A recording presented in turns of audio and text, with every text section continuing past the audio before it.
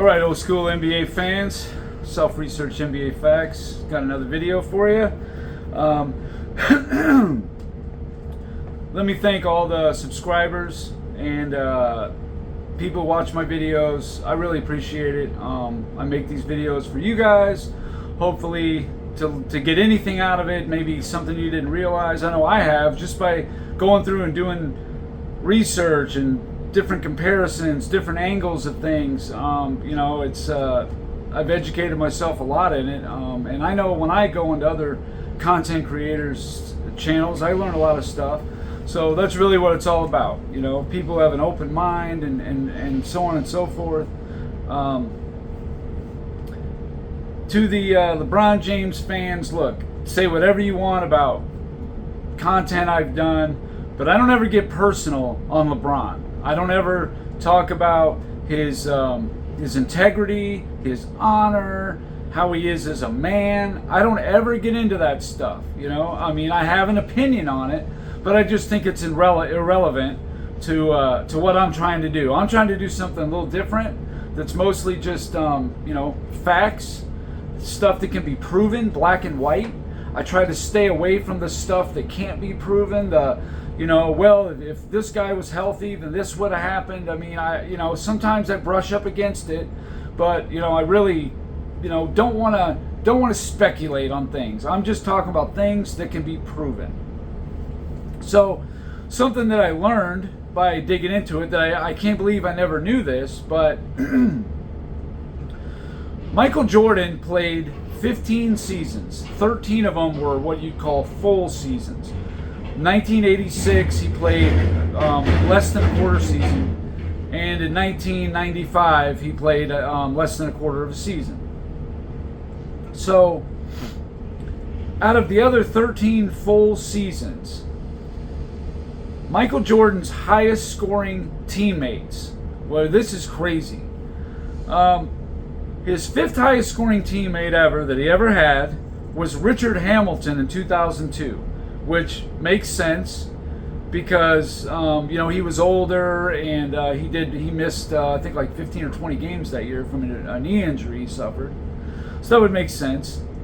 His fourth highest scoring teammate he ever had, for points per game I'm talking, was Scottie Pippen in 1997, 20.2. His third highest scoring teammate ever was Scottie Pippen in 1992, 21 points even. Michael Jordan's second highest scoring teammate was Jerry Stackhouse in 2003. Again, that would make sense. He was older. He didn't take near as many shots. He was deferring a lot. Would make perfect sense. But number one points per game scoring teammate for Michael Jordan was Orlando Woolridge, his rookie year in 1985. He averaged 22.9 points a game. That is almost 3 points a game, it's almost 2 points a game more than Scottie Pippen ever scored as Michael Jordan's teammate. Now, what does that mean? I don't know if it means anything. Michael Jordan only ever had two teammates average over 15 points a game. Again, his rookie year. Orlando Woolridge, 22.9. Quentin Daly, 16.0. So, why weren't the Bulls better? 38 and 44. The LeBron detractors will always bring up, Michael Jordan didn't even have a winning record back then. Because they obviously haven't done their homework, and again, they want to go with these narratives. I guess it's called a false narrative. I have to say that correctly. It's not just a narrative, but a false narrative. And a main difference was, and I did a video on this, is the schedule that teams played back in the 80s. You played teams in your division 6 times. You played teams in the other division in your conference 5 times. So if you had a team like, let's say, for example, Philly, who was excellent in 1985, and you had Boston, who was excellent, well, there's 10 games right there. You got to play those 2 teams. So you're probably going 0-10 or 1-9. Milwaukee, who was the second rated team in the NBA, is in your division. And you got Detroit, who is the sixth rated team, also in your division. So that right there makes up that's over a quarter of your schedule. You're playing those four teams, 22 games. You're playing Milwaukee, Detroit, Boston, and Philly. Not to mention the other teams that are, pretty good in your conference, like Washington, like New Jersey, very good teams. And then in the West, you only played 24 games versus the West. That's it. Most of it was the East, and most of it was teams that were as good as you are or better, and you just had to play them a lot more than you do now, or even say from mid-90s to now. You were playing, it was more spread out. You were playing, so the weaker teams you played maybe more, or you just weren't playing the strong teams as much. That mattered a lot, believe me. But Jordan never really had a lot of scoring help. He had maybe one guy that, Scottie Pippen. He averaged 14.4, 16.5, 17.8, 21, 18.6, 19.4, 20.2, and 19.1. I mean, some of those numbers are pretty good, but also in 1987, Michael Jordan's teammate, 14.5, Charles Oakley, his high-scoring teammate. 1988, Sam Vincent, 13 points, and that guy only started like 27 games and got him at the trade deadline. That's it. That's the only scoring help he really had. But that was never really the issue. It was the schedule that he played, as well as the defense. The defensive help is what he really needed, and that's what players like Scottie Pippen and Horace Grant provided. Everybody thinks that it's all about Scottie Pippen, but again, why didn't Pippen win on his own? 94, 95, he had chances, because you need more than one player. Even when it was him and Horace Grant, you needed more than just that. And they did well because of the depth of their team and how weak the East was in 94. But in 95, just by losing Horace Grant, and they added Ron Harper. But you can see just by that one subtraction of one player that they basically fell apart. I mean, they were headed for a 40-win season, which was a dramatic turn from just the year before. And, the conference had gotten better. Charlotte had gotten better. Orlando had gotten better.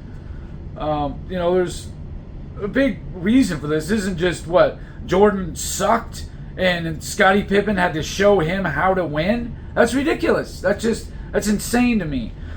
1988, Michael Jordan was winning Defensive Player of the Year, the scoring title, and the MVP, as well as, the All-Star MVP and the Slam Dunk, all that stuff too. Steals leader, all that stuff. Scottie Pippen and Horace Grant were on the bench, and they won 50 games. So all they really needed was some defense, a little bit better defense. So, this false narrative that's out there about that, not until Scottie Pippen got there. It wasn't so much Pippen per se, as it was just some, higher level help, especially on the defensive end. Offense, Jordan had that covered. I mean, in 1987, he scored more than the whole starting lineup did combined, besides himself. I mean, so that was never the problem. The scoring was always there. It was to have this higher level defensive help, and maybe having one other guy that can occasionally get a shot once in a while. Maybe that would help out some. But once that happened, once these guys developed, got a little experience, got a little age, gave them a little toughness, that kind of thing. Then the Bulls were, an excellent team. And they were not far and away the best team in the NBA. Like everybody, though they had the best roster, they did not have the best roster. I will argue that with anybody. There was other teams that had better rosters than the Bulls did. Even in 91, Detroit had a better roster. No doubt in my mind. 92, 93. The Knicks had 1993. You're telling me the Knicks did not have a better roster than the Bulls? I mean, other than the top 3 players on the Bulls, the Knicks were better.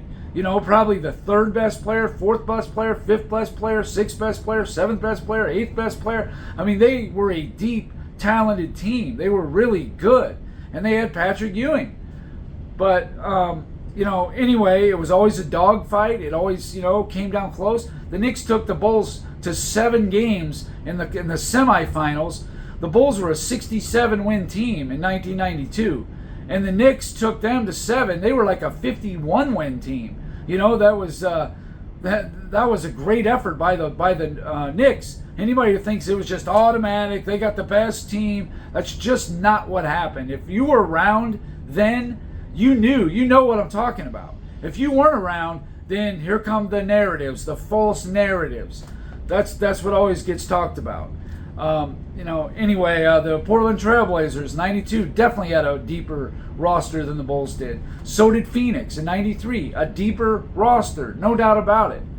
The Lakers in 91 had a better team. They were just better. More experience, championship level, the whole bit.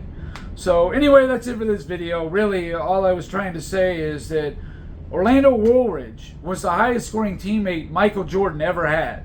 It was not Scottie Pippen. And Jordan didn't have this plethora of running mates. He didn't have Dwayne Wade, Chris Bosh, Kyrie Irving, Kevin Love, Anthony Davis, all these guys. He had 3 different players average 25 points a game or more on his team. Imagine having that. Anthony Davis,